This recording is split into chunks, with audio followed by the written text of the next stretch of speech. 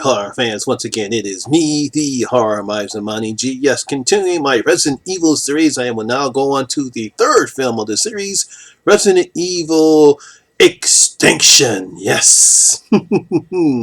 Now, Resident Evil Extinction is a 2007 action horror movie. This was directed by Russell McCauley. I think I pronounced his name right. Once again, written by Paul W.S. Anderson, based upon the Resident Evil video games by Capcom. Now, this stars once again Milla Jovovich, Ali Lauder, and Odephir, along with returning Mike Epps and Ashante. She's in this one as well, back when she was sort of a name back then. Now, obviously, with the success of Resident Evil Apocalypse, Screen Gems decided to buy the rights so that way they can greenlit this third movie. And here what we have is the third movie in the series. So let's see what I have to say about Resident Evil Extinction. Now, the survivors of the Raccoon City catastrophe travel across the Nevada desert, hoping to make it to Alaska, where they know that there's a safe haven where it's not affected by the virus.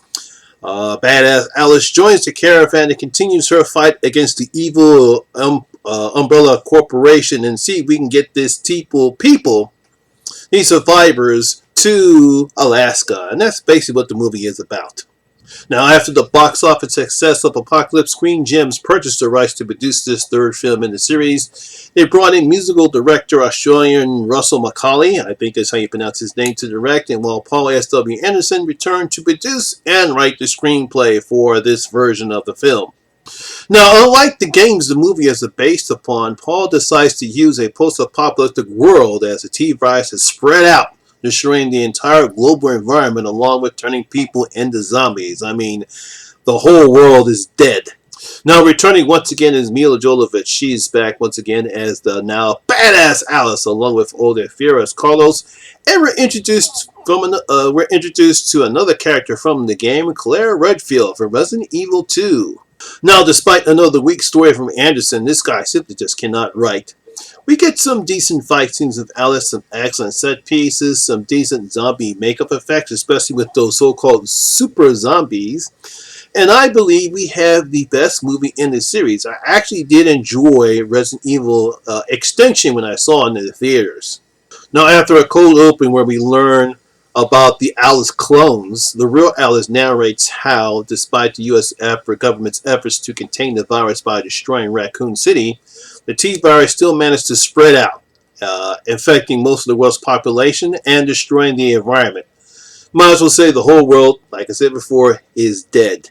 Now, after encountering a ragtag group of survivors that includes LJ and Carlos from Apocalypse, they tried to head to Alaska, a place that's not affected by the virus, and also while trying to dodge the Umbrella operatives who are dead set on recapturing Alice and continue their experiments on her.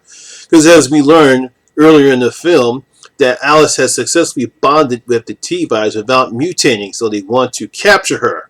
That's why they were trying to attempt to create the clones to see if they can duplicate that process, but for some reason they can't. Oh man, that's what happens when you try to fuck with nature. Now, as I stated earlier, we do get some decent set pieces in this one. Like in the beginning of the movie, we have this nice set piece where Alice has to fight a bunch of zombie dogs. I thought that was a nice way to begin the film. She's encountered this Marauders. I'll get that right one time.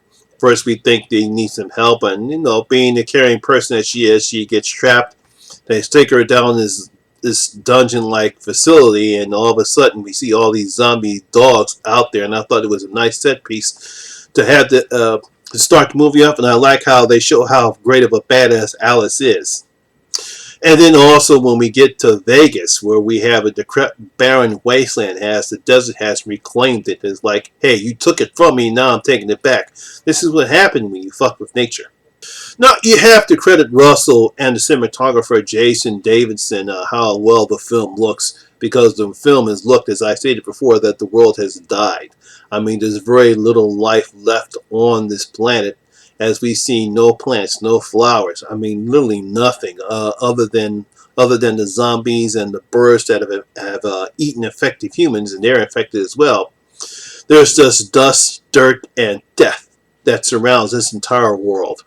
We learn that things are changing for Alice and she now has superpowers. Well, telekinetic abilities, that's really what she has. Which is why the Umbrella Corporation is so desperate on capturing her again. And Mila does a fine job as playing Alice as well. Now in the third go around as Alice, she's very comfortable in playing her. She's caring, she's a badass, she kicks ass, and that telekinesis stuff adds more to her abilities, as we actually saw it at the end of Apocalypse, and it's carried over here. But here, she's definitely a badass. There's no stopping her. It was also nice seeing Odeth and Epps return, and we have Ali returning as well, and they're pretty good in this movie, and Ali Leiter does a good job in playing Claire. While the script doesn't do anything as far as character development, it's the actors that gives them their strength and their heart. Like I said before, unless you played the game, you really don't know that much about Claire other than the fact that she's Chris's brother, for people who haven't played the game. So when you actually take a look at this movie, you're seeing that's her, but we don't know that much about her. But because Ali Lotta does a good job in portraying her, that it's good enough that we still care what happens to her throughout the film. I mean, even Ashante is good as Nurse Betty. And we all know, most people, I wouldn't even want to talk about Ashante. This is back when she still was good. And I actually love Spencer Locke as Kmart. I thought she also was a good job. So we have some decent acting in this film despite the weak script once again from Anderson.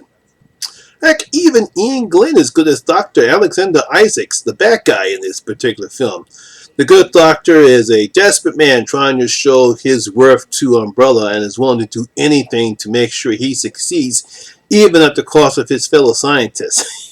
Because he's the one that created Project Alice. He let Alice escape. The clones that he's trying to make are not measuring up, and he's afraid that Albert Wesker and the other higher-ups on Umbrella will kill him. So he's definitely trying to prove his worth, and he's desperate to regain Alice.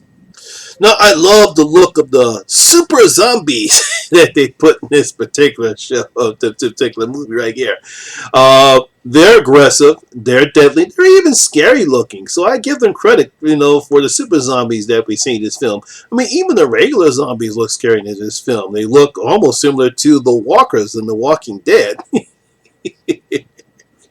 And I even like the design of the tyrant despite the use of CGI at times. I just wish he was in the film longer to make him the menace that he could have been. I thought he would have been a decent monster in the final battle between him and Alex. But he's not in the film that long, and I know he's not in the game that long, but I just wish they would have had him, used him better than they did in this film. So, despite another poor script by Anderson, we have some decent set pieces, some nice direction by Macaulay, some decent acting from the cast, some nice fight scenes of Alice, and we have a decent post-apocalyptic zombie film here, and I believe it is the best film of the series. So if you ever wanted to watch Resident Evil film series, you really don't have to watch the first two. I mean, you can, you want, but definitely when I rank these movies, which I'll do later on, this will definitely most likely will be the best one in the series. I truly enjoyed it. So I'm going to give Resident Evil Extinction 3.5 out of my 5 bloody gold coins. Give it 3.5 out of my 5 bloody gold coins. Yeah, and again, as far as a zombie film goes, it's pretty good. It's not great, but it's definitely the best in the series and the best one out of this series. I truly loved it. So my horror fans, what do you think about Resident Evil Extinction? Did you enjoy it as much as I did? Do you think it's the best in the series? Leave your comments down in the comment section below and tell me what you thought about Resident Evil Extinction.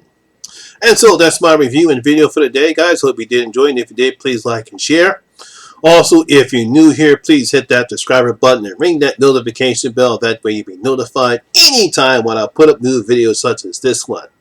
Also, all my social media links will be in the description box below as well. Once again, my name is Lamont Smith, better known as the Horror Miser Monty G, and always remember, horror rules. I'll see you in my next video. I'm out.